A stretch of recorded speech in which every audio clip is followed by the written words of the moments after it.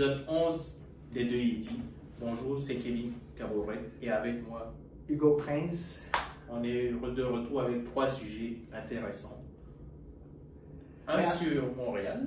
Oui, mais en fait, je tiens à nous féliciter parce qu'on a déjà dépassé 10 épisodes. Ben oui, c'est ça. Ça nous a pris quand même plus qu'une année, arrivé à cette étape-ci, notre dernier podcast avec notre premier invité, les Philippe, podcast 10, les précédents, c'était vraiment nice. Donc, Philippe, on le connaît, ça fait un bout, puis quand même une bonne discussion, genre, plus conseil financier, son parcours, puis j'espère que c'est un beau défi. Ouais, on a un beau défi aussi qu'on pourrait installer avec les prochaines civités, de courir le demi-marathon de Montréal l'année prochaine en 2023. Mais il faut faire plus d'invités, fait qu'on a déjà un plan pour avoir un autre invité.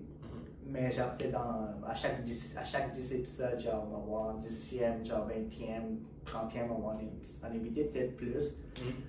Mais on continue à faire qu'est-ce qu'on fait avec des sujets d'actualité comme aujourd'hui, puis tu peux, oui, vas-y.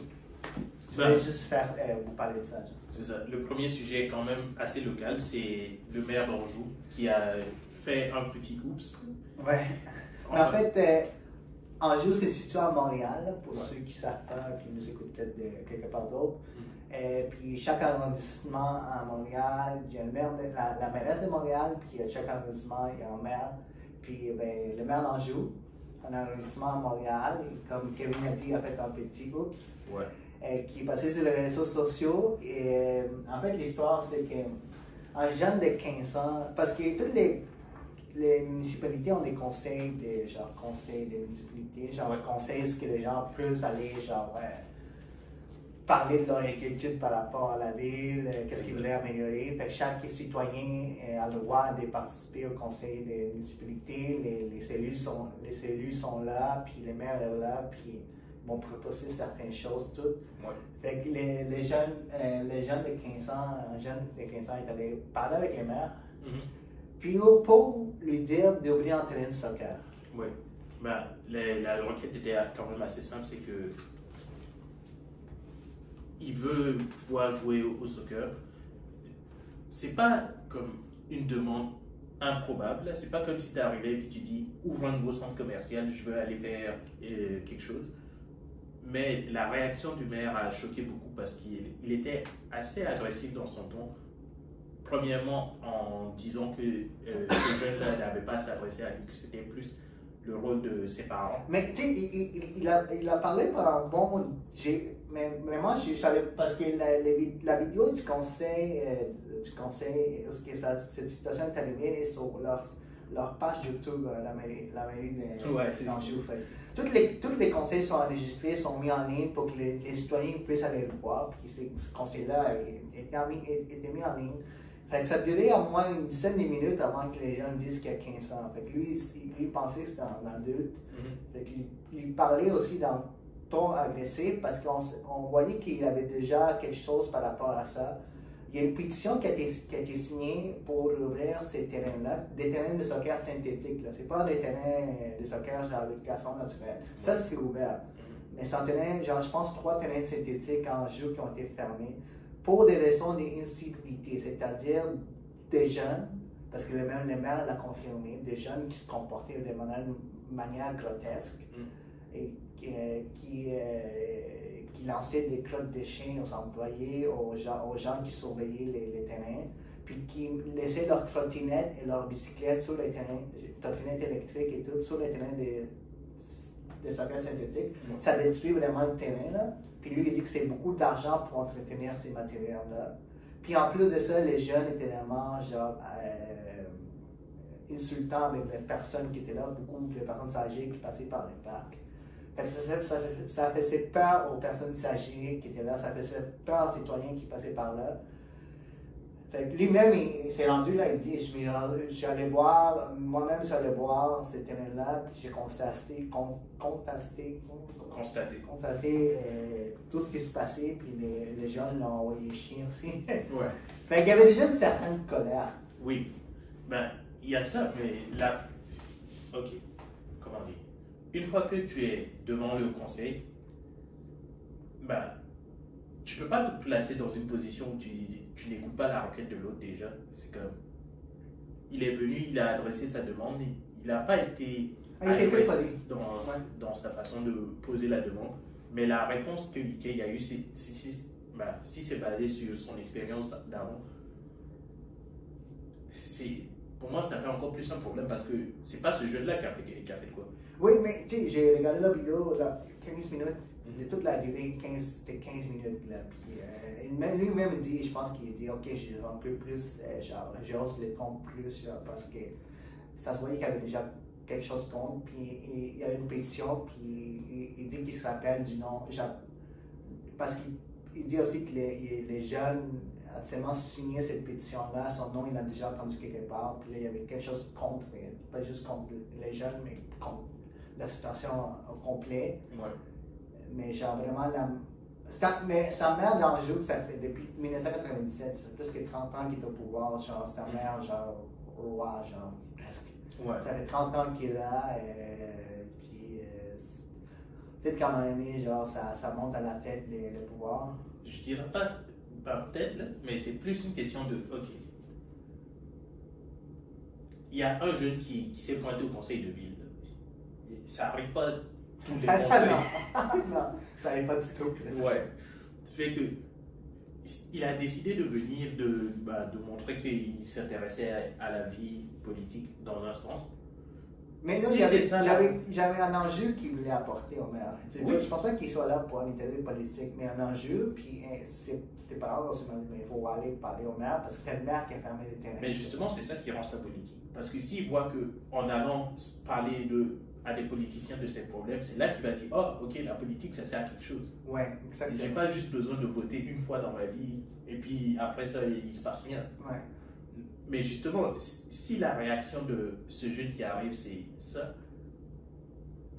faut pas s'étonner que les gens prennent ça mal. Parce qu'on cherche déjà, on se plaint déjà que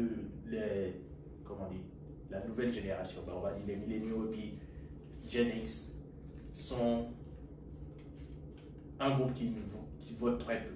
Oui, mais en fait, j'ai comme des statistiques, là, surtout au taux de participation des jeunes municipales de 18 à 35 ans, c'était genre, les taux de participation municipale, c'était 24,7% en 2021. Ouais. 2021, c'est les dernières élections à Montréal, c'est ça qu'ils disent, 18 à 35 ans, donc c'est quand même bas, genre 24,7. Ouais. Fait que déjà, l'intérêt est quand même moindre. Fait que de voir des choses des mêmes ou ce que tu gères plus en jeune. Parce qu'un jeune, c'est un citoyen pareil. Il a peut-être pas le droit de parler, mais il a le droit d'être accompagné puis d'aider en Anjou.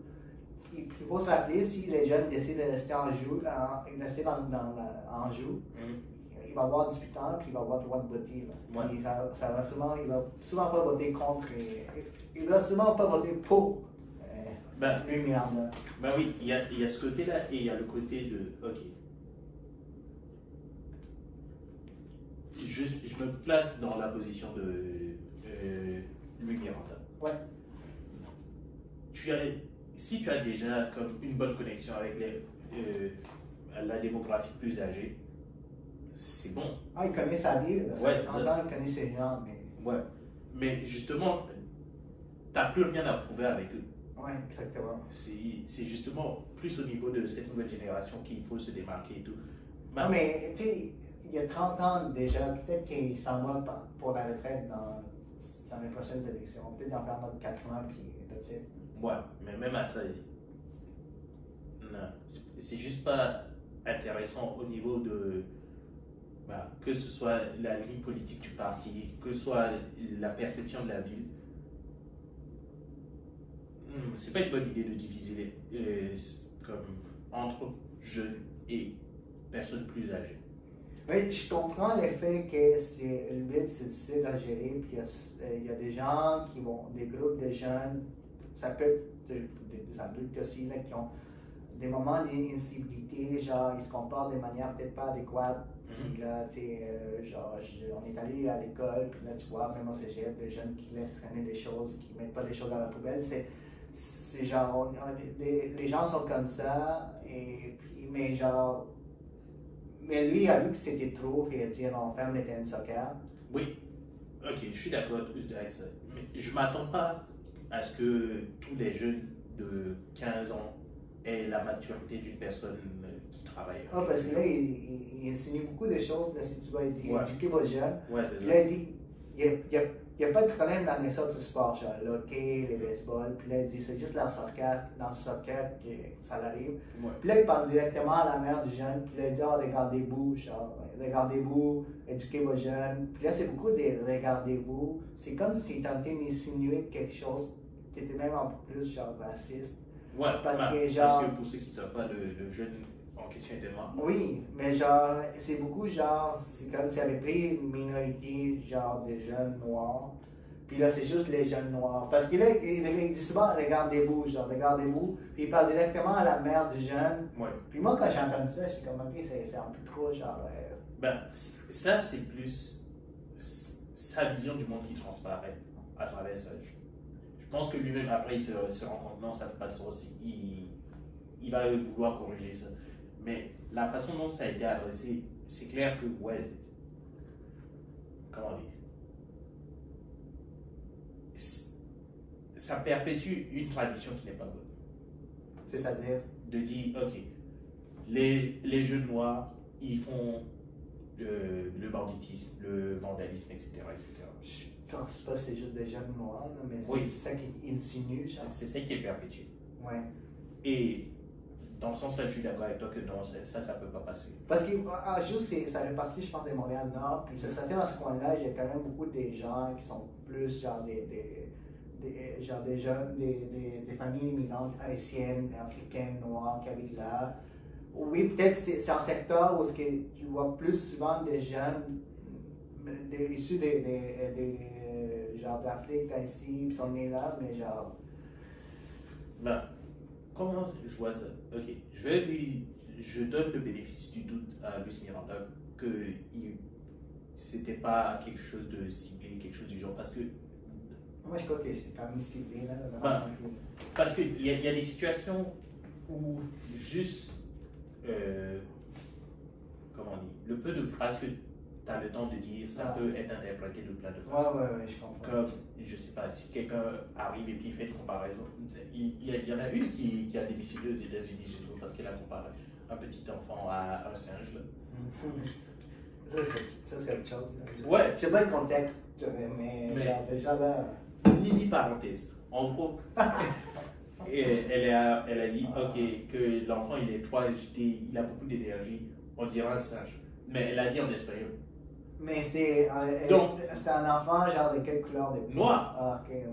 Mais j'ai déjà entendu, genre, il y a des jeunes enfants de couleur peau blanche qui les Japonais ont l'air d'anti-singe, genre, mais c'est comme, c'est pas genre. oui, mais C'est genre.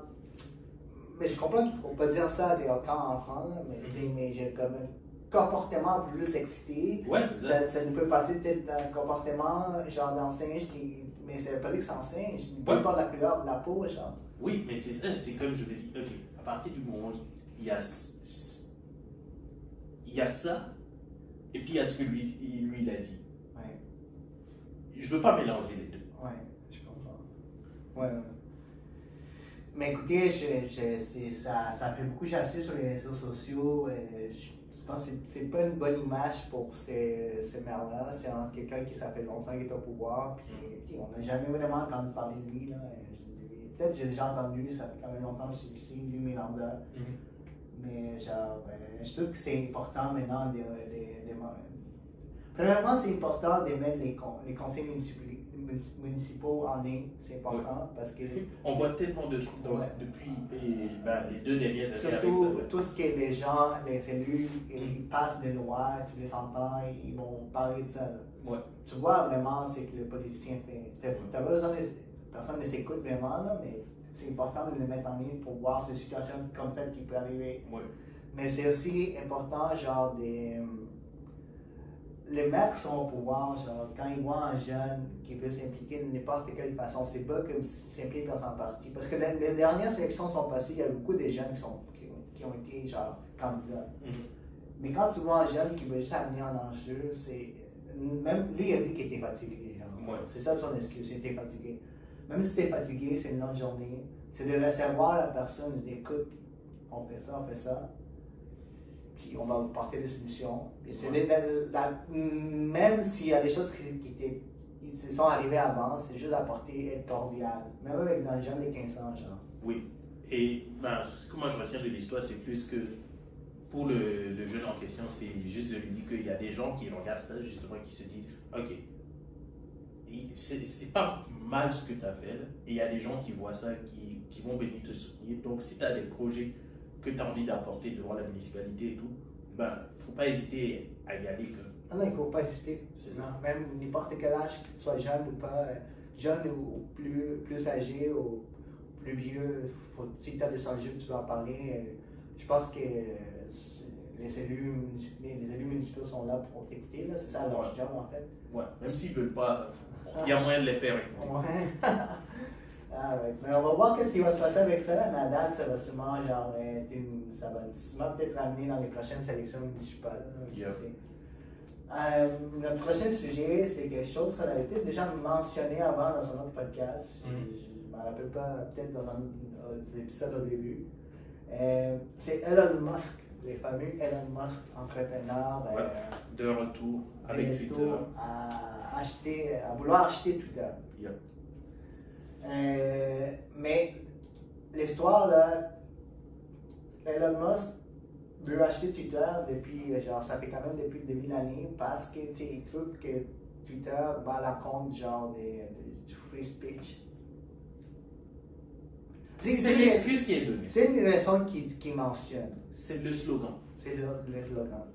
Parce qu'il y a tellement d'autres projets, puis on se demande pourquoi est-ce qu'il veut acheter ça, mais lui, il se donne une mission d'amener une plateforme, des top plateformes de réseaux sociaux, pas une nouvelle plateforme, là, parce qu'il y en a plein d'autres comme Rumble qui disent free speech et qui n'arrivent pas à percer. Lui, c'est de dire, dans une plateforme existante qui est déjà là, qui quand même, je pense que Twitter en ce moment, il est comme environ, si je peux le mettre, je ne l'ai plus en note, Twitter a déjà presque 200 millions d'abonnés, ok?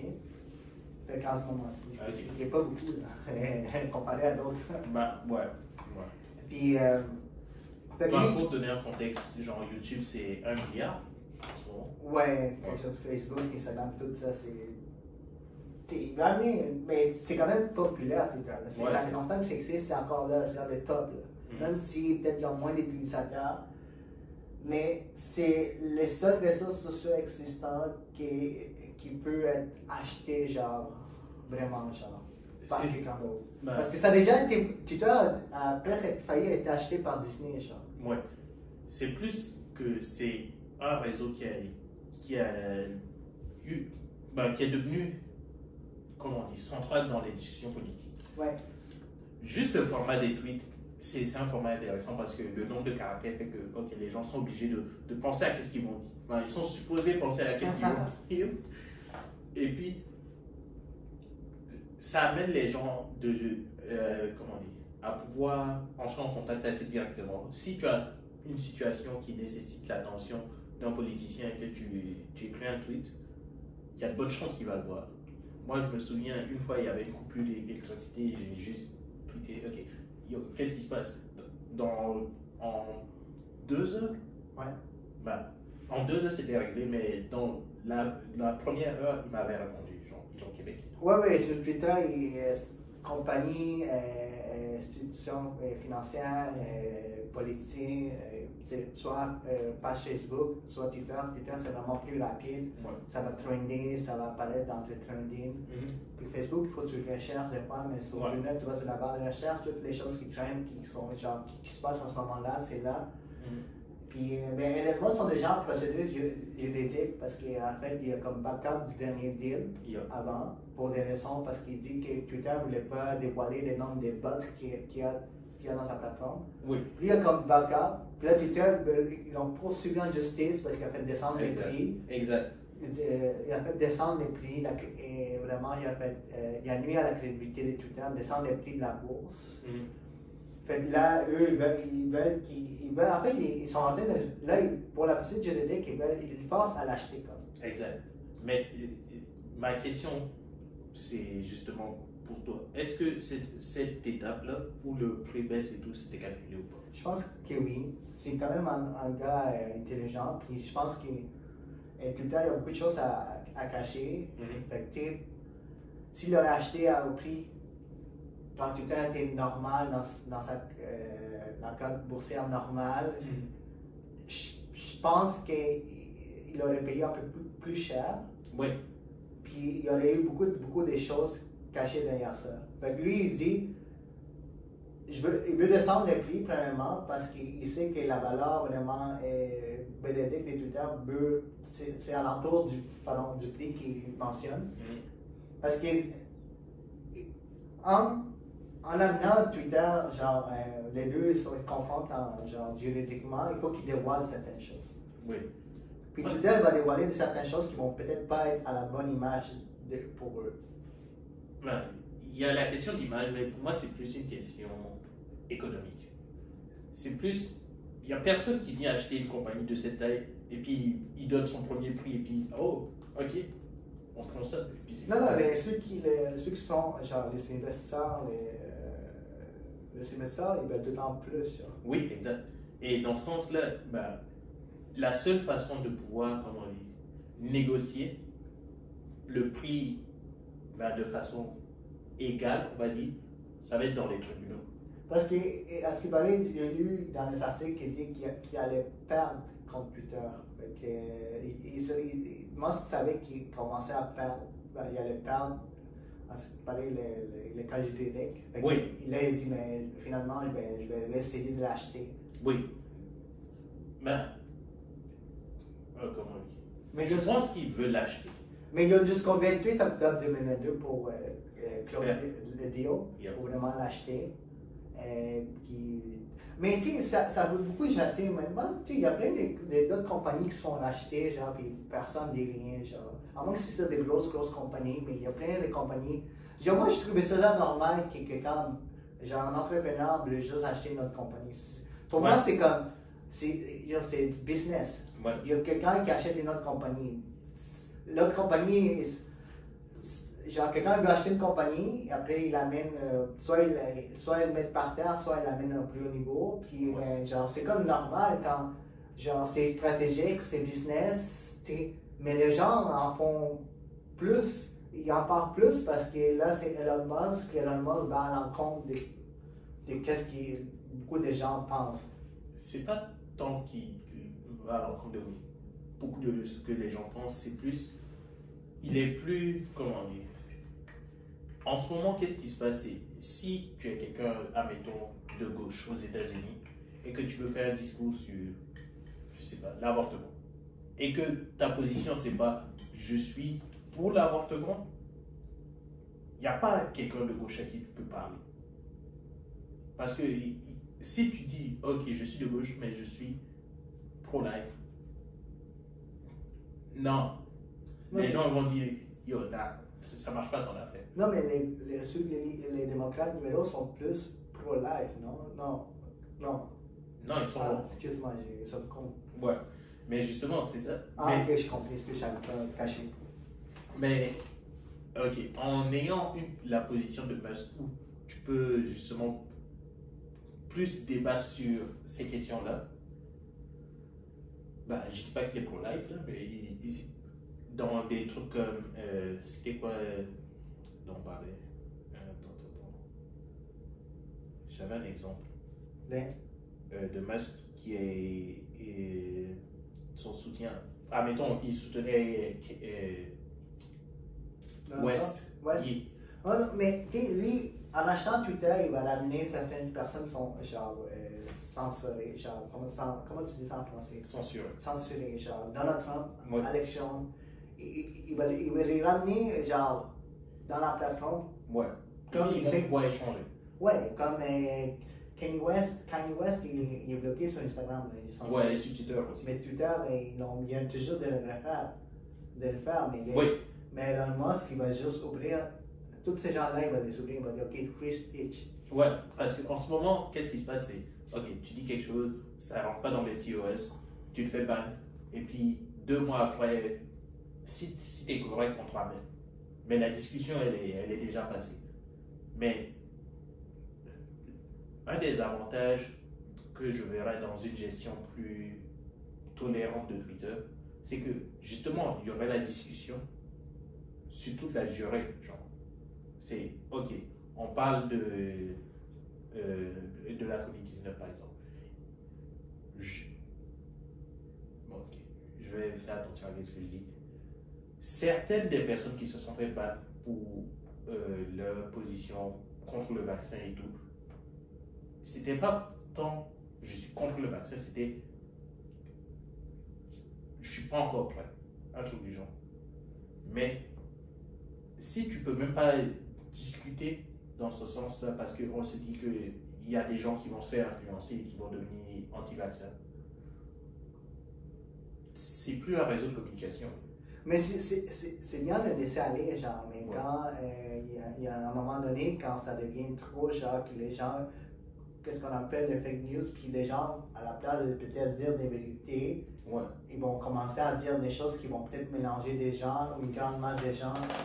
Mais je pense que même s'il l'achète, il va sûrement avoir des règlements encore, genre. Il ne va pas dire free speech, puis dire n'importe quoi. Mais ça se peut qu'ils vont t'avertir, il va y avoir des investissements, il va faire genre, surtout pour contrer les bots. Les bots, c'est genre les robots, comment tu dis en français, genre? Ouais, c'est ça, les bots. Les bots.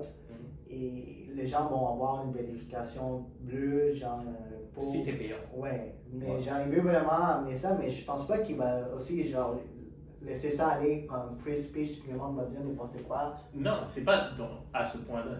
C'est plus une question de, OK, si j'ai envie de prendre une position qui n'est pas, comment dire, majoritaire, mais que ça fait du sens ma position, si ça faut que j'ai un endroit où je puisse le dire. Oui, puis ça va être discuté, ça va être prouvé, les deux camps vont débattre de ça. C'est ça qui naturellement qui vient. Oui. Mais s'il y en a un qui prend trop de place, puis c'est genre sans couple, l'autre, c'est ça en fait, qu'est-ce qui se passe maintenant avec Twitter?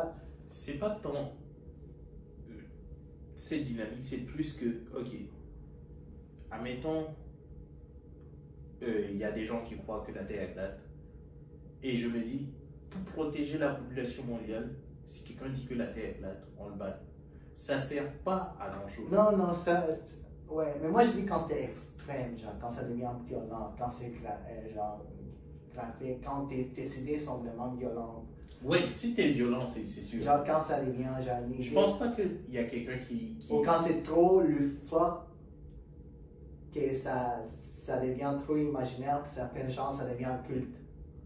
Ouais, mais c'est ça mon point. C'est ça le fait Voici mon point. Qu'il va lui, il va peut-être genre gérer ça, mais genre des débats normaux, moi je suis pro-life, puis je suis genre... Voici mon point par rapport à ça. Si ça devient justement quelque chose, des croyances qui sont, comment dire, sectaires, qui vont envoyer les gens dans un culte, et que tu fais en sorte que justement on ne parle plus de ces croyances, ben, ceux qui vont se faire approcher par ces croyances, ils n'auront rien pour prouver le contraire. Ouais, mais c'est genre, oui, c'est certain qu'il faut que tu laisses la place à ce type de gens qui... Ouais. Mais il ne faut pas que ce type de gens, que tu laisses trop de la place qui amène des gens qui se passent mal, genre. Mais c'est ça que je me dis, il y a la question du débat, j'ai encore croisé personne qui me dit, faut qu'on remette les nazis sur Twitter. S'il y a violence, les gens sont d'accord. La question où les gens sont moins d'accord, c'est, OK, moi j'ai une théorie qui dit que, je sais pas, le gouvernement c'est des lézards. Là, non, ça tu vas rester. Mais si j'ai une conspiration, c'est une théorie par exemple qui dit genre... Les vaccins, ça rend malade les enfants, ça les rend autistes, un truc du genre. Ça, tu peux te faire battre. Je comprends pourquoi. Je me dis juste que le ban, c'est peut-être pas la meilleure solution. Non, mais ça peut discuter, genre si les vaccins amènent l'autisme. Ça, il y a des deux camps d'épreuves, genre. Ouais.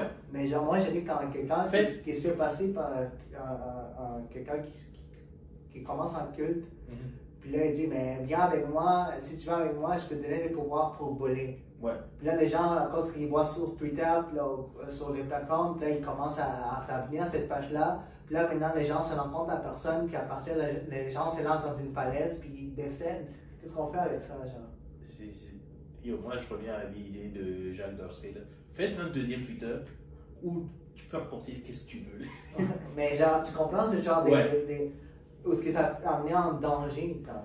Ça peut amener un danger, mais Est-ce que tu laisses ces chefs du culte parler sur Twitter puis prononcer des choses comme les gens peuvent voler? c'est comme. Comment dire? C'est le fun à débattre, là, parce que les gens vont se débattre, ils vont se séparer, ils vont rire de lui, mais genre, il y a des gens qui vont y croire, puis là, ça l'amène. Le problème, c'est pas les gens qui vont y croire. Le problème, c'est les gens qui vont vouloir y répondre, mais qui ne savent pas comment y répondre.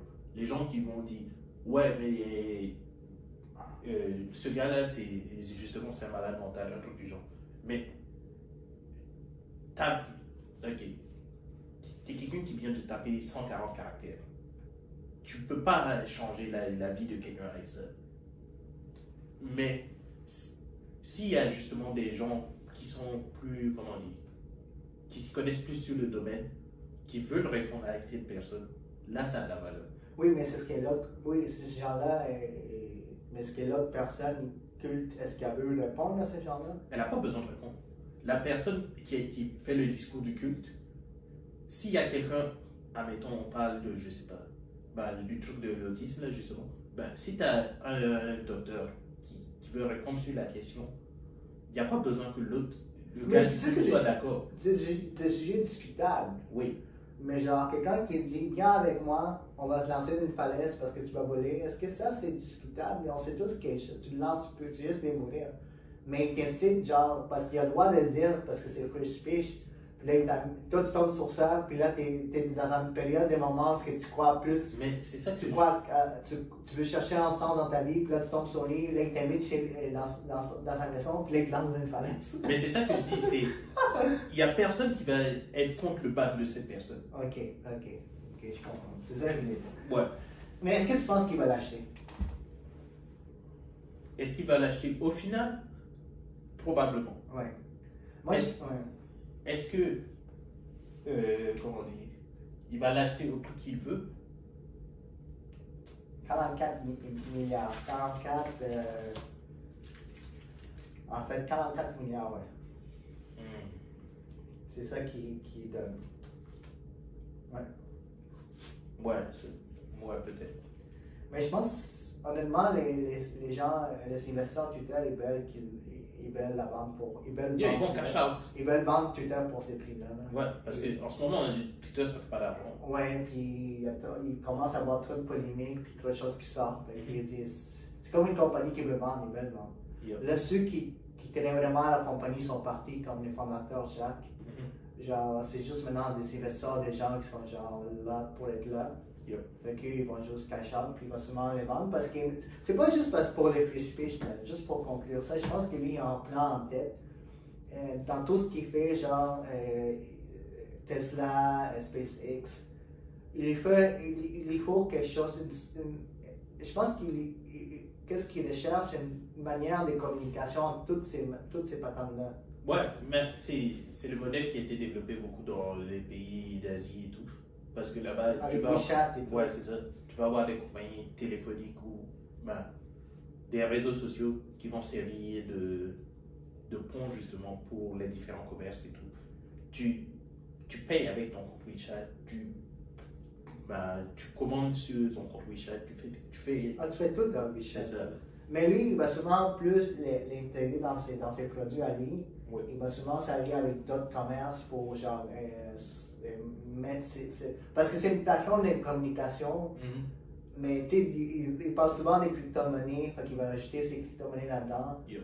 Mais ça va être, je trouve que pour le moment, lui, il met pour connecter toutes ces choses ensemble, pour que tu puisses genre, si tu veux acheter une Tesla, tu payes par Twitter. Tu achètes une Tesla directement par Twitter.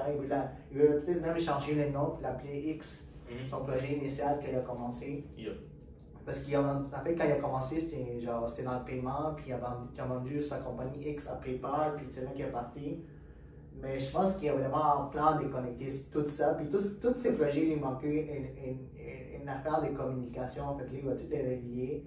Puis il va sûrement, genre, après ça, il va sûrement, genre, les autres gens, ils vont sûrement utiliser sa plateforme pour peut-être aller au McDonald's payer avec Twitter, genre. Yeah. Mais, genre, il y a un gros plan derrière ça, là. Twitter, s'il l'achète, Twitter va définitivement rester longtemps dans nos vies. Je pense que ça va faire partie de tous ces projets Tesla, tout ça. Puis peut-être des petits oiseaux, il va être encore là pour longtemps. Yeah. Ben, c'est une application qui est cool. C'est une application que j'aime beaucoup. Et troisième sujet. Notre dernier sujet, mais je te laisse un peu plus les commenter parce que c'est un sujet que tu m'as amené, tu m'as montré. Ouais. Ouais. Pour comprendre de quoi on va parler, parce que c'est un sujet qui est quand même un peu complexe, je vous invite à aller voir la vidéo de Johnny Harris pour le New York Times sur la menace à la démocratie américaine. Ça rentre dans plus en profondeur sur la subtilité du danger. Parce que, de base, tu peux te dire, ils vont parler des républicains contre les démocrates. Mais il y a un plan qui fait du sens dans tout ça. Et c'est pas un plan qui est si évident que ça. Ce qu'il explique dans la pièce, c'est que en ce moment, disons, remontons à l'élection précédente. Parce que ça parle de sélection de 2020. Oui. Ça commence des sélections de 2020. La vidéo a été créée à partir de ça. Exact. Ouais. C'est qu'en 2020, Donald Trump a contesté les résultats des élections en disant qu'il y avait eu de la fraude. Mais il n'avait pas de preuve physique de cette fraude. Et la beauté de la stratégie qui est mise en place, c'est que ça permettrait de justifier ça. Mais si... Aux prochaines élections, en Exact. 2024. Parce que déjà, lui a déjà... Il faut être honnête, dans toutes les sélections, il y a tout le temps il y a une petite fraude qui passe. Il y a des votes qui sont comptés, mal comptés. Il y a comme une fraude. Il y a des sélections, genre, même je pense que il y a longtemps avec les partis démocrates et Al Gore, il y a eu quelque chose comme il a perdu quelque chose. Ça arrive dans les sélections. Ça arrive des irrégularités, mais c'est jamais dans une proportion, comment dire, aussi grande. Non, qui peut faire le switch. C'est pas comme s'il y avait de la fraude sur 15% des élections. 15%, ça change tout. C'est toujours dans une proportion négligeable. Oui. Mais ce qui se passe, c'est parce que je ne sais pas si, quand j'ai regardé ça, parce que Donald Trump, il était certain des gens qui allaient gagner. Okay? Ouais. J'étais certain. Quand il est sorti au jour des élections, il a vraiment mis du doute dans ces élections-là, mais aussi mis des doutes dans la démocratie au complet. Oui. Parce que je t'ai dit honnêtement que tout ce qui arrive aux Américains se répand un peu plus dans tous les pays développés, dans toute la planète au complet. Mm-hmm. Puis nous, au Canada, on est proche, mais j'ai l'impression, genre, on est vraiment, on dirait, les débuts, genre, peut-être de la fin de la démocratie en tant que telle. Parce qu'on n'avait pas déjà confiance aux politiciens, mais j'ai jamais vu autant surtout aux dernières élections, des gens qui n'ont pas confiance au système d'élection, genre peut-être aux États-Unis, mais au Canada. Mm-hmm. Puis j'ai jamais vu autant de gens qui sortaient, genre manifestaient contre les politiciens, qui lançaient des pierres, des insultes, qui déchiraient des pancartes, même genre sélection genre québécoise, genre, parce qu'on va souvent inviter quelqu'un qui peut nous aider dans ça, là, mais genre, ça a été annoncé genre en 10 minutes que le gouvernement était majoritaire, puis les gens sur les réseaux sociaux étaient comme, comment ça se fait que ça a été annoncé en 10 minutes, comment ça se fait que les médias, 2020, les sélections américaines ont installé en doute, pas juste aux États-Unis, mais au complet dans plusieurs pays, genre. Commentaire là-dessus. ce doute-là, je pense il a toujours existé, surtout quand on parle de pays d'Afrique et tout, parce que Oui, ouais. les gens ils disent Parce que je parlais des pays développés, genre. oui, Des pays, genre, qui sont établis avec une démocratie, genre, qui a été depuis longtemps été quand même basée sur la confiance. justement, je pense que la confiance, c'est pour sûr qu'il y a une épreuve en ce moment. C'est comme les derniers événements, la gestion de la Covid, etc. Et tout ça, ça joue dans la rupture qu'il y a entre les politiciens et bah, Le peuple. les électeurs. Là. Ouais. Mais ce qui est plus intéressant pour moi, je ne pense pas qu'on risque de changer de système. On risque plus de, comment on dit, voir un retour des conservateurs. Plus. Oui, sûrement parce que, comme on a déjà mentionné dans le dernier podcast, on parlait de l'Italie, en Europe, il y a une montée du conservatisme. Au Canada aussi, les partis conservateurs, et, ils ont élu quelqu'un qui a l'air vraiment plus compétent. Et les partis conservateurs du Québec, vraiment, il y a 4 ans, ils n'étaient plus dans la carte. Maintenant, il y a comme vraiment eu 13-14% des votes. Mais cette vidéo démontre vraiment, je ne sais pas si c'était vraiment. Il y a un plan il démontre un plan. Ok. J'essaie de résumer le plan rapide. Ouais. C'est pour justement que les gens puissent participer aux élections, ben, ça prend des volontaires qui vont compter les votes, qui vont s'assurer que, comment on dit, ben, tout se passe dans le meilleur des mondes pendant l'élection. Et ce qu'on constate dans la vidéo, c'est que en ce moment aux États-Unis, il y a beaucoup de personnes de républicains et de personnes qui ont montré leur attachement à Donald Trump, qui vont s'enregistrer ou se porter volontaire pour ces rôles-là. C'est dangereux parce qu'ils sont formés dans l'optique de douter de chaque vote qui va être posté. Mais ils sont, dès le jour que Donald Trump a dit que les élections c'était une fraude qu'il avait gagné, qu'il n'a pas gagné, dès ce jour-là, ces gens-là qui votaient pour Trump, c'était déjà là en 2018, quand Donald Trump a commencé puis sa démarche pour être président. Il s'est adressé à des gens qui se sentaient déjà répressés, genre, par par les partis démocrates, par les derniers présidents. Ils perdaient leur emploi. Ces gens-là, ils ont vu Donald Trump qui leur donnait de l'espoir. Puis c'est là de savoir que leur président a été déchu, et de voir tous les médias tout le temps, genre, de voir déjà les médias qui vont tout le temps contre Donald Trump, même quand il était président. Même déjà de voir les compagnies technologiques, Facebook, Twitter, les bannent parce qu'il n'est pas correct. Ces gens-là, ils ont déjà quelque chose. Quand les présidents, Donald Trump a dit, il a installé les doutes, les élections étaient frauduleuses, il faut faire de quoi. Puis après ça, genre, il va prendre genre d'autres gens qui sont proches de lui, ils vont mobiliser ces gens-là. Parce que c'est 71% des républicains qui pensent que Joe Biden n'a pas gagné les élections. Mais justement, ce que... ok. Parce que Donald Trump a fait appel, juste même lui, déjà dans son discours qui dit qu'il n'a pas gagné. Les gens sont déjà vraiment ok. Toutes les autres politiciens sont contre nous. Lui, il lance un appel, puis ses compagnons, genre Steve Bannon et tout, en parlent, il faut se mobiliser, il faut se mobiliser. Fait que tu donnes comme une mission à ces gens-là, comme les prochaines sélections, genre, c'est nous qui va gagner. Ok?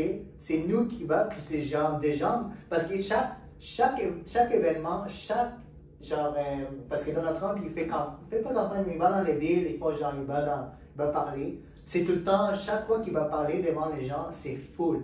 Ces gens-là s'immobilisent déjà pour lui. Fait que quand lui, il fait un appel de dire, les prochaines élections, il faut qu'on fasse de quoi? La partie qui est intéressante dans ça, oui, c'est de s'assurer qu'ils vont participer aux élections, mais la partie qui est encore plus intéressante, c'est qu'est-ce qui se passe s'ils ne gagnent pas officiellement. C'est avec le système qui est mis en place, ils auront de quoi dire, ok, juste pour revenir à l'explication, c'est, ok, les gens peuvent dire, je pense que ce vote était douteux. Ils vont pas retirer ce Mais vote. mettons, on donne un exemple, ok? Ils mobilisent les gens, ok? Parce que comme tu dis, les gens, il faut des gens qui sont devant une table quand tu viens voter, puis là, ils prennent ton nom, Oui. puis là, ils vont comptabiliser les votes.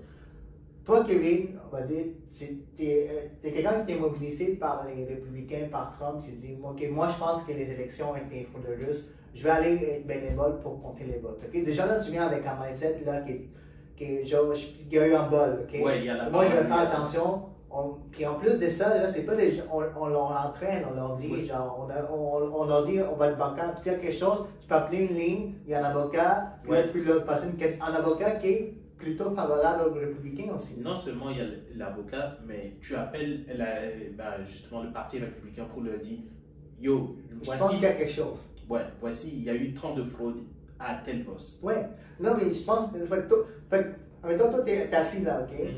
Puis toi, t'as déjà un mindset. Ouais. Mindset, ok? T'es dans un état qui est plutôt, genre, ça s'appelle swing state.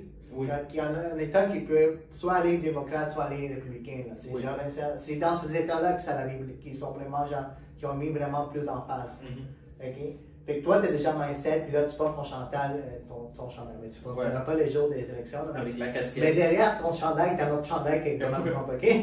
Fait que là, c'est tout ça. Moi, j'arrive, je suis une minorité visible, je suis un jeune, je suis genre peut-être un membre du LGBTQ, genre je le vois, je suis jeune, je suis de couleur noire, je suis latino, Mhm. genre vraiment, genre, parce qu'ils savent, ils l'ont entraîné, ceux qui vont voter plus, démocrates, Ouais. sont plus souvent genre des jeunes, minorités visibles, ces gens-là. Fait que moi j'arrive, puis là je vais voter, puis toi tu dis, non, lui il a de quoi? Ouais, Il y a de quoi? il est suspect. Il est suspect. Ouais. Puis là, j'ai ok, mais je vote. Puis là, il dit non, mais toi, genre, t'es peut-être pas américain, t'es pas citoyen, t'es où tes papiers. Puis là, ils vont faire difficile pour que moi je vote. Avant de voter, avant de donner mon papier de vote, toi, tu vas me poser tellement de questions, que peut-être je vais me tanner, ou peut-être je sais pas. Puis là, tu vas me dire, ok, mais là, toi, tu vas dire, t'as un gut feeling, mais je pense que t'es pas citoyen. Mais moi, je peux amener mon ID, je montre mon permis de conduire, mais là, il va dire, amène ton certificat de naissance. Est-ce que tu penses que moi, je vais l'amener pour voter après? Genre, c'est truc de même, là. Il y a ça, mais le truc qui est plus dangereux, c'est, oui, il y a ce côté-là, mais c'est plus, ok, je passe à travers tout ça, je vote, mais toi, tu dis, ok, je pense qu'il n'est pas légal. Et je fais le signalement et tout. À la fin, c'est ça qui fait la différence au résultat des élections. Là, il va être documenté. Puis là, Ouais. ces votes-là, il va être contesté. Il va Oui. dire, mais ces votes-là, des Hugo Prince, lui, je pense pas qu'il était légal. Et Oui. je pense qu'il y avait un problème. Ou je pense qu'il a fait des quoi. Ou Ouais. genre, je pense qu'ils sont venus, comme il dit, en autobus de 15 personnes. Ouais. Puis là, genre, il y avait de quoi que peut-être c'est pas c'est pas des gens légaux puis qui amènent des gens pour frauder. Puis là, chaque vote va être contesté, chaque vote va être pris, chaque vote va être regardé. Toi, tu fais une documentation de tout ça. Ouais. Fait Il y aura un dossier. oui, il va y avoir un dossier qui va prouver, ok, il y a eu quelque chose qui a été fait. Peut-être que ça peut que ça soit vrai, peut-être que vraiment la personne n'était pas légale, puis ils vont vérifier. Mais tu sais comment ça ralentit le processus des élections. Les choses des élections, là, habituellement, tu sais c'est qui, combien de temps ça va prendre pour comprendre c'est qui le président. Genre. Ouais. Mais en même temps, genre, parce que moi, tu prends trop de temps avec moi, tu me compliques les votes. Il y a comme une grosse ligne en arrière là, parce qu'il est monté dans la vidéo, il y a plein de gens qui votent, puis là, tu es comme dehors, mais ça prend pas. Là, ça fait une demi-heure que tu attends pour voter, là, tu dis, mais là, je vais partir. Ça fait en sorte qu'il y a plein de genre, des dominos effets dans partout. Mais c'est pas juste les gens qui votent, les votes, parce qu'ils vont documenter. Puis parce que chaque chose qui est documentée, si c'est Donald Trump, là, s'il se présente, s'il ne gagne pas, s'il est dans un état swing state, lui, il va dire, mais non, ici, j'ai vraiment plein de preuves, parce qu'en 2020, il n'y avait pas de preuves. Oui. Là, j'ai vraiment plein de preuves, je peux contester pour des vrais. Oui. Et même si ces preuves, parce que ces preuves peuvent juste faire par un gut feeling, genre, ah, je pense que lui qui a fraudé. Oui. Mais c'est quand même, c'est fait. Ouais. Mais il a appelé un avocat, il dit, je pense qu'il a fait ça. Oh, il a amené son chien, ok, oui, on peut le faire. Ouais. Parce qu'il a amené son chien, il n'a pas le droit d'être dans la Ouais. loi de vote. Mais c'est faisable, c'est qu'il en est. Parce que ces avocats-là, ils connaissent la loi par cœur. Là. Exact. Et ce qui est encore plus, comment on dit, c'est un plan tellement dangereux parce que j'essaie de faire les deux parties. Admettons, t'es Donald Trump. Ok, tu te mets en position favorable pour gagner. Tu mets les démocrates dans une position où c'est difficile pour leurs participants de voter. Tu places, comment on dit, le doute sur les résultats des élections. Et pendant cette période de doute, toi, tu es comme un héros pour tes gars, fait que tu vas pouvoir profiter de cette situation, peu importe ce qui se passe. Oui, oui, mais tu fais en sorte que l'attente pour savoir c'est qui ton président met plus de temps. Ça peut même durer un mois. C'est qui n'est jamais arrivé dans l'histoire des élections américaines. Puis pendant ce temps-là, il y a plein de choses qui arrivent dans le monde. Oui, mais qu'est-ce qui est encore plus dangereux, c'est qu'est-ce qui se passe de l'autre bord.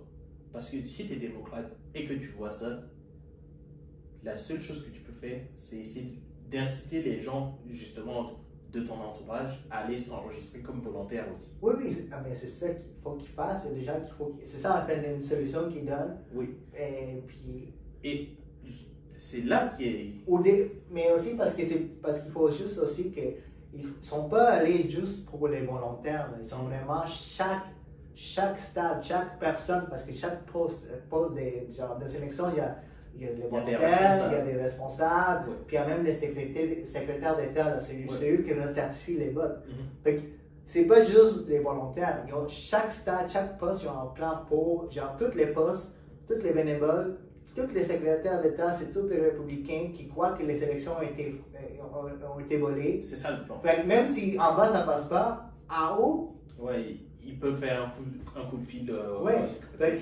C'est pour ça que dans la vidéo, il dit que les démocrates devaient aussi, aller être bénévoles pour les élections, mais aussi, voter pour celui qui se présente comme secrétaire d'État qui est démocrate, voter pour lui ici. Ben, il y a ça, mais c'est là que je pense qu'ils sont dans la merde. Parce que, comment dire, la position des médias a tellement été affaiblie dans les dernières années. On parlait que les gens avaient moins confiance aux politiciens, mais les médias, c'est mort. Ouais. Parce qu'il n'y a aucun lien entre les nouvelles générations et les médias en tant que tels, là, les grosses institutions et tout. Mais en plus, de plus en plus, les gens qui, comment on dit, accordaient de l'importance aux médias, ben, ils ont tendance à se tourner vers les médias plus conservateurs. Mais c'est aussi, on a perdu la confiance au système démocratique, au système des médias, mais aussi, c'est vrai que les médias ont vraiment. On ne peut pas nier que les médias font en sorte que, un côté soit mieux vu que l'autre. C'est pas tant qu'ils sont mieux vus, c'est plus que. Si tu es un média conservateur et que tu veux, comment dire, il y a des questions qui sont plus difficiles à traiter pour toi. Oui, mais quand même, c'est comme. Ok, avant, il y avait un milieu dans chaque média, un milieu, on est en milieu, CNN avant, c'était un bon milieu, dans le temps, en ce qui paraît. Ok. Mais maintenant, c'est rendu tellement libéral. Correction là-dessus. Les médias d'information en tant que tels, ils restent relativement impartials. Ouais. Le problème, c'est que il n'y a plus de distinction entre ce qui est médias d'information, ce qui est chronique d'opinion et divertissement. Les gens voient quelqu'un comme, je sais pas, John Oliver ou Bill Maher, comme si c'était un gars de l'information. Mais c'est pas un gars d'information, c'est un gars de divertissement. Ouais. Les analyses politiques de CNN comme médias ne prennent pas parti. Mais les chroniqueurs de CNN, oui, ils prennent parti. Et le problème, c'est qu'on a pris, comment dire, ces chroniqueurs-là, et ce sont eux qui sont devenus le visage de CNN. Ok, c'est pas l'information, c'est vraiment, maintenant c'est rendu les chroniqueurs qui sont l'image. Avant, c'était vraiment l'information qui prenaient, maintenant c'est les chroniqueurs, puis ces chroniqueurs-là, ils ont plus tendance à être plus dans le côté. Ouais, c'est ça. Puis ça fait en sorte que la chaîne, les médias les mis d'un côté, parce que tous ces chroniqueurs, on dit, sont tous du côté gauche. Ouais. Donc la chaîne maintenant est représentative gauche. Exact. Je comprends. Mais écoute, je vous encourage à écouter la vidéo parce que moi ça m'a fait peur. Là. On est allé je pense qu'on va en parler dans 100 ans, on va parler de ça. Je pense ça va être vraiment genre, comme vous avez dit, les débuts de la fin de la démocratie tant que tel.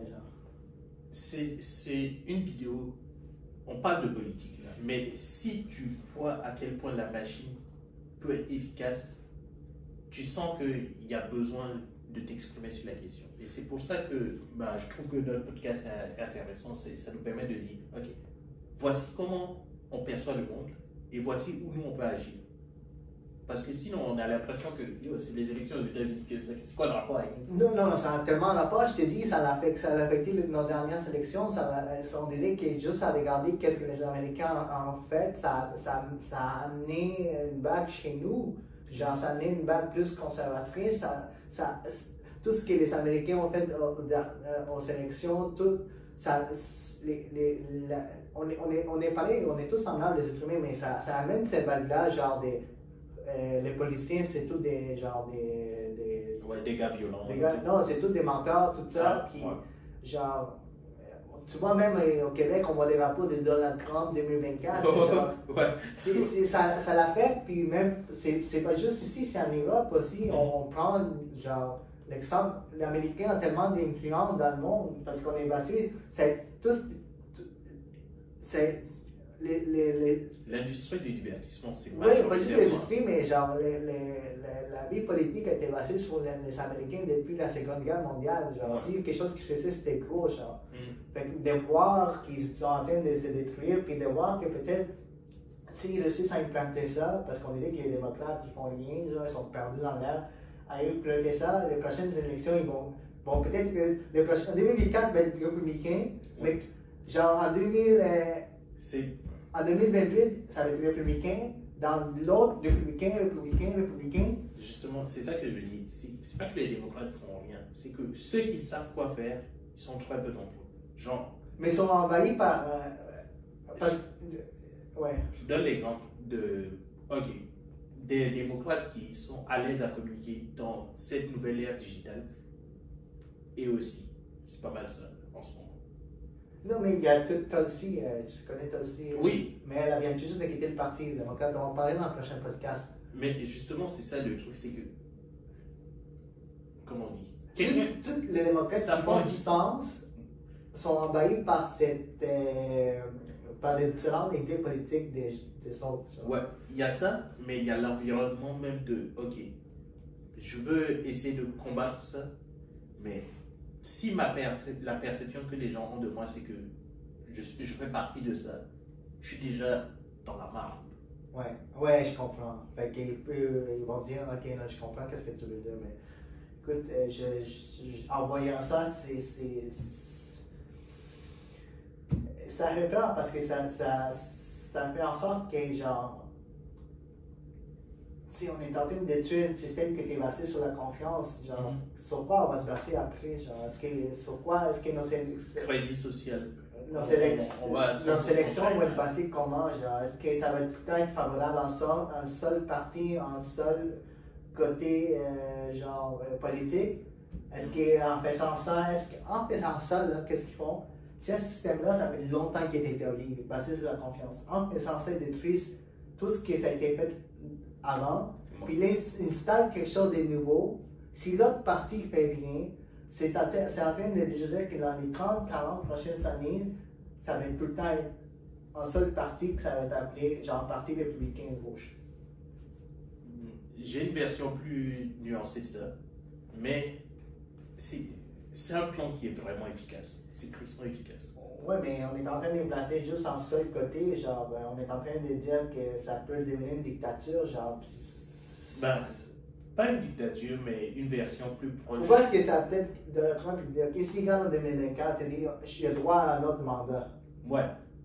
Parce que, tu sais, juste en parlant des papiers déclassifiés et tout, il a dit, c'était déclassifié. Ouais, c'est ça. Quoi que lui pourrait dire, mais je suis président, je peux changer. C'est une loi qui est implantée, non? Ouais. Est-ce que ça peut être changé? Oui, c'est ça. Lui, il peut dire ça. Si c'est une loi qui est implantée à cause de Frankie D. Roosevelt, qui avait en plus quelques mandats, il est décédé, et ça a été implanté, mais lui, il peut dire, mais je peux le changer. Puis là, il peut dire, mais ok, maintenant, je peux être président 3 fois, 4 fois. Ouais. Il est quand même mieux, là, je pense pas qu'il. Je pense pas qu'il vise ça, mais c'est pour ça que je me dis, en ce moment, ce que je vais en face pour s'opposer à Trump est aussi. Je vois pas grand chose. Elle est trop jeune encore. Elle est trop, je sais pas. Je sais pas. Elle peut mobiliser justement là, comment dire, la partie des démocrates qui s'intéressent plus à la politique. Je ne connais pas encore assez les candidats démocrates. Il y en a aussi, toutes mes gens. Ouais. Bernie, je pense qu'il la soutiendrait. Et Bernie, c'est comme. Ouais, Bernie, mais. Je pense pas que Bernie va se présenter. Peut-être qu'il va se présenter, mais je pense que s'il perd, il serait plus. Comment dire? It would be more likely to support AOC. J'espère qu'ils vont avoir un bon candidat parce que si on voit quelque chose de bon. Et aussi, ils envoient Kamala Harris, là, ça va en pas 2024, ils vont perdre. Ils n'ont même pas besoin de ça, ils vont perdre Palin. Ouais.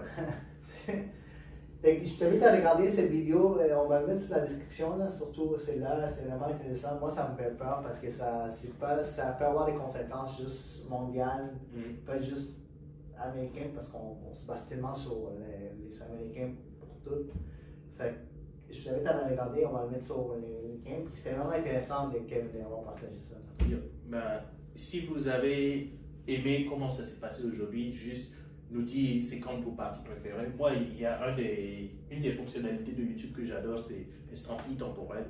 Ça me montre, ok, à telle partie de la vidéo, si vous marquez un timestamp, qu'est-ce que vous avez pensé, et puis je reverrai la vidéo, et puis je verrai, ben, on se revoit dans les commentaires. Oui, mais tu sais, on veut bâtir une communauté, fait que tes commentaires, c'est certain qu'on commence, peut-être qu'on a une communauté petite.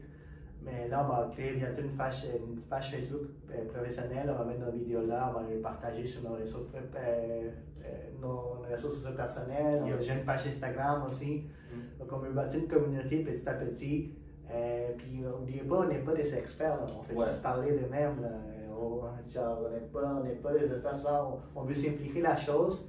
On est juste deux gars comme vous, avec vos amis, que vous parlez. Puis, on parle de ce qu'on pense. Comme c'est très important, puis si vous avez genre des amis parler de ça, là, c'est vraiment nice qu'est-ce qu'on fait, puis j'espère que ça peut amener d'autres personnes de parler, des sujets d'actualité, peut-être des choses que ça peut-être vous ne savez pas, maintenant vous le savez, ou peut-être vous le saviez, là c'est correct, parlez ça et ça va être bon, puis n'oubliez pas de liker la vidéo. Abonnez-vous à la chaîne YouTube, ça va nous aider. Puis le podcast est disponible sur toutes les plateformes audio, Spotify, Google Podcasts. Laissez des reviews. Puis merci. Ciao. À la prochaine.